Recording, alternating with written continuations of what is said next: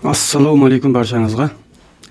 Так, бұл видеода Xnest'тегі бұрынғы аккаунтты кетіріп, қалай кетіру керек екен жайында түсіретін боламын. Себебі мен жекеме сұраушылар көбейіп кетті, сіздің тегін сабаққа қатысу үшін не істеу керек деген. Соны айтам ғой. Мен жаңа сіздің тегін сабаққа қатысуым үшін не істеуім керек? Менің бұрынғы аккаунтым бар еді, оны қайтемін деген сияқты сұрақтар бар да. Так, ол үшін ол аккаунтты жауып тастайсыңдар, бұрынғы аккаунттарыңды. Жоқ қылып жібересіңдер ғой. Содан кейін қайтадан басқа электронный почтамен новый аккаунт ашасыңдар. Енді новый аккаунт ашу үшін бірінші ескі аккаунтты кетіріп тастаған жөн, удалить етіп тастау керек. Оны қалай удалить етеміз?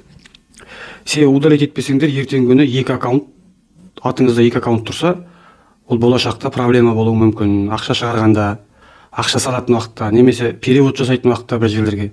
Солға Binance'ға перевод жасауға болады, сол арқылы шығаруға болады. Сол кездерде проблема болуы мүмкін. Себебі басымнан өткен нәрселер бәрі де сол сендердің бастарыңнан өтпесін деп түсірейін деп отырмын. Так, ол үшін не істейміз? Ол үшін мына жерде Xnest деген приложение бар ғой мінекей. Мына приложение. Соны жүктеп аласыңдар Play Market'тен. Содан кейін соған өзіңіздің бұрынғы логиніңіз бен пароліңізді жазып кіресіңдер. Енді логин ол жерде электронный почта болады, сосын пароль сірә енді өздерің ойлап жазған парольдарыңыз болады ғой. Соны жазып осыған кіресіңдер. Кіргеннен кейін осындай бірінші бетте осындай тұрады. Сіздің торговый счетыңыз тұрады мынандай. Реал тұрады, немесе демо тұрады. Екеуінің біреуі. Одан кейін қайтеміз. Одан кейін мына жердегі астындағы мына адамның суреті бар ғой мінекей. Соған кіреміз. Мына жердегі мен астындағы адамның суретіне кіреміз. Содан кейін біреулерде верификация жасалған болуы мүмкін, біреулерде жасалмаған болуы мүмкін. Егер жасалған болса, мына жері жасыл болып тұрады, жасалмаса, осындай сары болып тұрады. Ол енді жасалсын, жасалмасын маңызды емес. Бәрібір кетіру керек болады. Лучше кетіріп тастағандарың жақсы ғой. Егер менің тегін курсыма қатысқыларың келсе, бұрынғы аккаунтты жауып тастағандарың абзалырақ. Осы жерге кіргеннен кейін, жаңағы адамның суретін басқаннан кейін ең астына түсеміз. То есть астына емес, мына жерде настройканың суреті тұр мінекей. Мынау. Соны басамыз. Одан кейін барып ең астына түсеміз мына жерде. Мына шелектің суреті тұр ғой, удалить етеді деген, мусорға салу керек деген сияқты. Соны басамыз. Сосын мына жерде андай бірдеңелер айтылған, енді техподдержка арқылы хабарласаң, анау-мынау деген, мынау салған техподдержка деген. Мынаны білмеймін, жаңа переводтан шыққан, сол маңызды емес бұлар енді.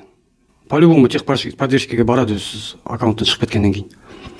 Астындағы мына жасылды басасыңдар. Содан кейін қазір осы шелекті басамыз жердегі. Содан кейін астындағы сарыны басамыз. Жаңағы астына түскеннен кейін сізге мынандай жазулар шығады.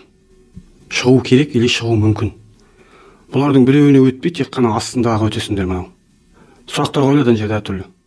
Мысалға мен айтқым келмейді деген жауап қой. Соны басасыңыз.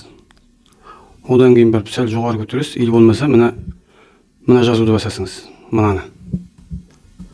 Содан кейін барып мына жерге галочка қоясыңдар. Содан кейін барып мына астындағы сарыны басамыз. Міне болды. Сіздің аккаунтыңыз жоғалды деген сөз, жабылып қалды деген сөз. Болды, ары қарата год айт деймін, соны ашып береміз, болды. Осылай жабылып қалады, содан кейін қайттан регистрациясы деп шығып тұрады мына жерге. Оны Google арқылы кіруге болады, немесе мына регистрация дейтін арқылы кіруге болады. Ол регистрацияны қалай жасау жөніндегі видеом бар. YouTube'та да болуы мүмкін. Сосын Telegram каналдарға да салдым жаңағы. Сол бойынша регистрация жасайсыңдар. В общем, менің тегін курсыма қатысу үшін менің рефералкам арқылы тіркелулеріңіз керек. Xnest брокеріне. Бұрынғы ескі пайдаланып жүрген болсын, пайдаланбай жүрген болсын, аккаунттарыңызды толық жауып тастауларыңыз керек. Егер мынау жаңа мен көрсеткен арқылы жабылмай жатса, онда техподдержкаға жазасыңдар. Техподдержка өзі сұрақтарын қояды, сол сұрақтарға жауап бересіңдер, өздері жауап береді. Осымен видео аяқталды. Дұрыстап толық қарап шығыңыздар, асығыстық жасамай.